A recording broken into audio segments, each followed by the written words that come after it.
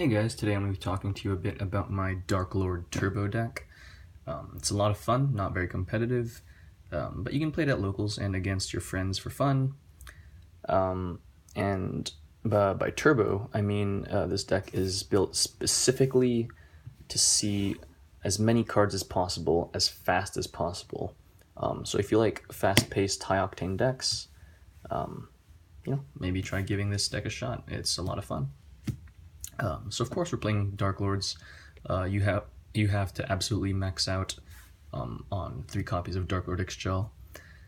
She is the heart and soul of this deck. You want to see her in all of your opening hands. She helps kickstart your engine early game, loads your grave with the Darklord cards, and she's your destiny draw. So yeah, I don't really think I need to talk about her too much. You gotta play through her. Plus, she's the wife of the deck.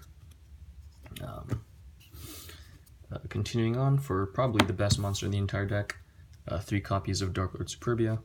Superbia is your only real way to establish board presence in this deck, to start flooding the field with fairy monsters. It's not once per turn, so that's something you can abuse. It helps make your Link plays and your Exceeds plays. Just keep in mind that since Superbia is an older card, he's got this stupid When clause in his effect.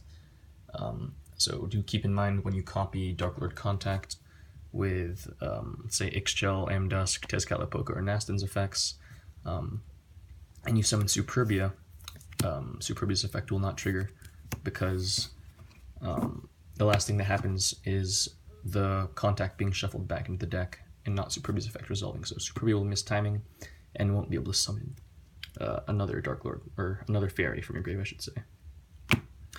And then I'm still playing 3 copies of Nastin. I'm a really big advocate of at least playing 2 of Nastin. I still think 1 is absolutely horrid. I don't understand how those decks can function.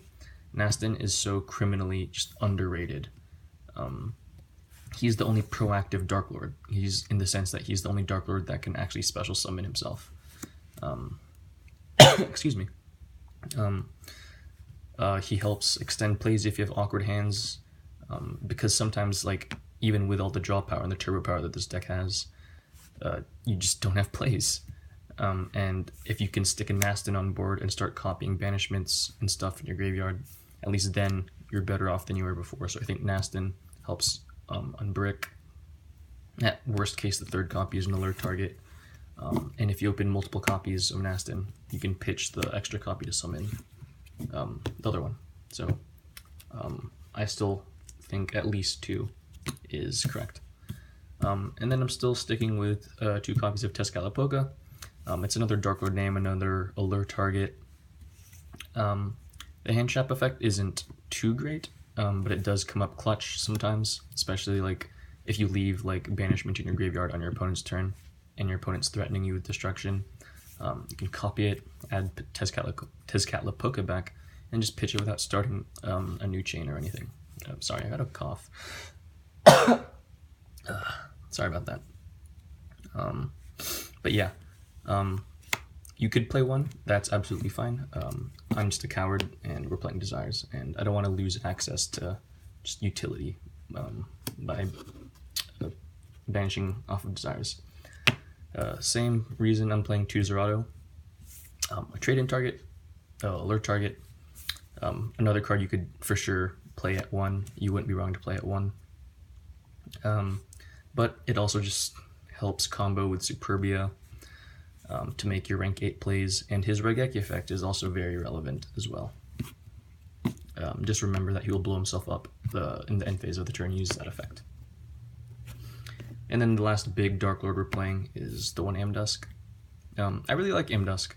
I've been feeling him a lot recently. I used to not be too keen on this card, but since this is a turbo variant and you're just trying to dump and draw as many cards as possible in such a short amount of time, Amdusk can actually help you recycle some cards. He's a neg though, but he does help you recur and to grind just a tiny bit. I still wouldn't play any more than 1 though. It's another Darklord name, another alert target. And then for the normal summons, of course, 2 Ukobak. He's the only normal summon in the entire archetype. I don't understand why you wouldn't play him. I've seen so many profiles where people say this card is bad. I cannot comprehend those people at all. He's a Beatrice for any Darklord card on normal or special. He helps you get exactly what you need when you need it. He helps make Contacts live. He helps make Superbias live. I don't understand why people think this card is bad. If you want to commit your normal summon to like Vanity's Fiend or like Spellbook Magician of Prophecy, like sure, enjoy that Widow Anchor or like Impermanence to just shut off your Vanity's Fiend. And there goes your normal summon and your commitment, and then you probably just lose. So I just would rather have my normal summon like actually extend and help me set up. The one Christia, you could play more if you want. It's just an alternate win condition, but like I just said, Anchor, Impermanence are things that exist. But, you know, if you special summon this using from hand, using its own effect, you can at least add back a fairy to help you set up. So, it's not too bad. And then for the spice, part of the turbo part of the deck, we are playing 2 copies of Raiden, Hand of the Lightsworn, because we are playing 3 copies of Charge of the Light Brigade, spoiler alert. Just 2, because you only really want to resolve Charge twice, and then you want to banish the 3rd off of Desires. I've considered playing Lumina, or just cutting the 2nd Raiden for a Lumina here, but Raiden is the best Lightsworn, and yeah, that's basically the only reason we're playing him, because Charge is such a powerful card. Raiden's not too bad himself. If you, like, open him, obviously, like, they're bricks in the sense that you don't want to see them in your hand because they turn off your charge. But if you open, like, 1, it's still not too bad of a normal summon, because you can just mill 2 and hopefully hit something and sack your opponent. But 100%, if you open this and Ukobak, you definitely just want to have your normal summon go to Ukobak, unless you need like attack points to push the game or something. It's also a tuner, so you could play Synchros in the extra deck if you want, but all of your Darklords except for Ukobak are such high level, I don't really think it's like worth it, unless like you just want to play like Dawn Dragster or like Black Rose on the off chance that you can get Ukobak and Raiden on the field at the same time. That's something you could explore if you want. For the spells, of course, you have to play 3 copies of Banishment of the Darklord. It searches any of your Darklord cards. It's your Stratos. Stratos is at 1, and if I can play 3 Stratoses, then I can play 3. Same for Darklord Contact. It's your Monster Reborn, although it comes in defense position.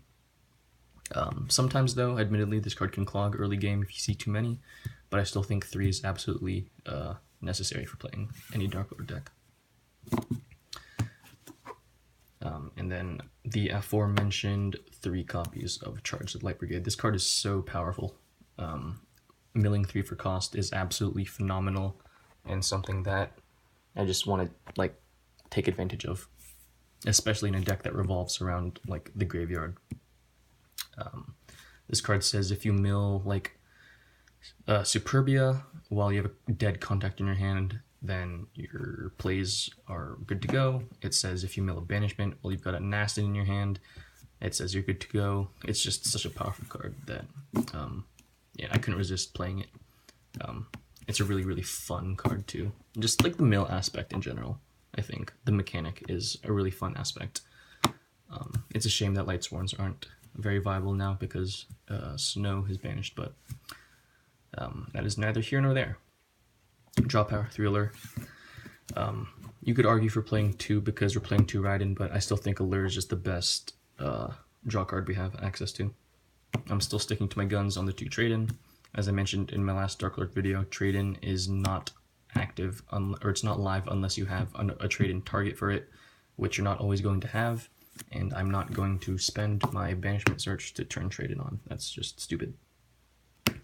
2 Desires. Don't have to explain that. It says draw 2. It's a +1. 1 Upstart. It's at 1.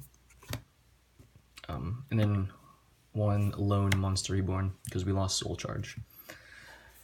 So making Saryuja is a bit harder, but you know, Monster Reborn's still not too bad. It's just a free special summon as well. You could toy around with World Legacy Succession if you really wanted to. but I don't really think you make links enough in this deck to warrant that. And then for the broken traps, 2 Rebellion, 1 Sanctified. I was playing around with 2 Rebellion, 1 Sanctified, and 1 Enchantment, but I just found that Enchantment wasn't really good unless you activated it on your turn and took their monster to kill them with it. I still think these are just the best. This is the best ratio, at least for me right now. That's the main deck. Off to the extra. Of course, we'll start with the Xyz. These are what you want to be making all the time. The Galaxy Suite, of course. These are my favorite extra deck monsters.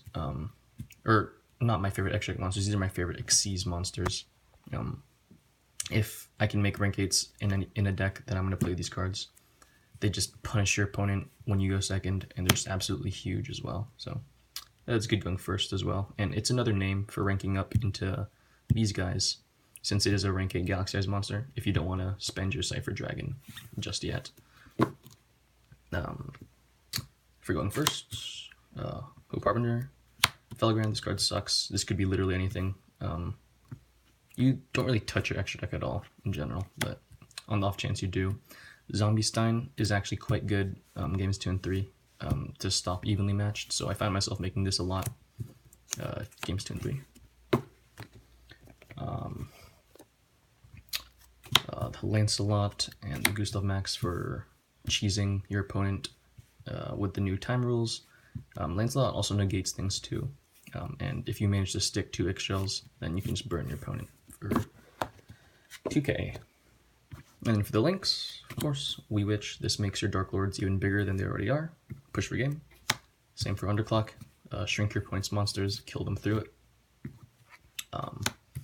1 Phoenix. We're not playing Cerberus or Unicorn just because I don't think they're needed. And Darklord Rebellion does the same thing basically as those 2 cards, but it's better in every way.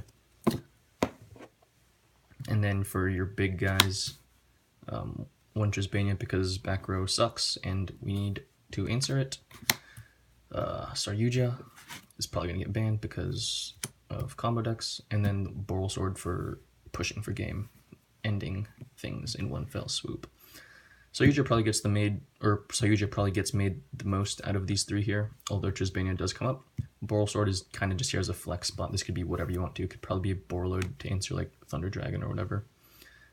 Making Yugioh is a lot harder because we lost Soul Charge, but it's still really good to filter through your hand and to get a free special summon. So not bad. Yeah, that is the deck. Please feel free to comment, like, all that stuff, your suggestions, your opinions, any critiques you have. Feel free to try it out and let me know what you think. But yeah, thanks for watching, guys. Peace.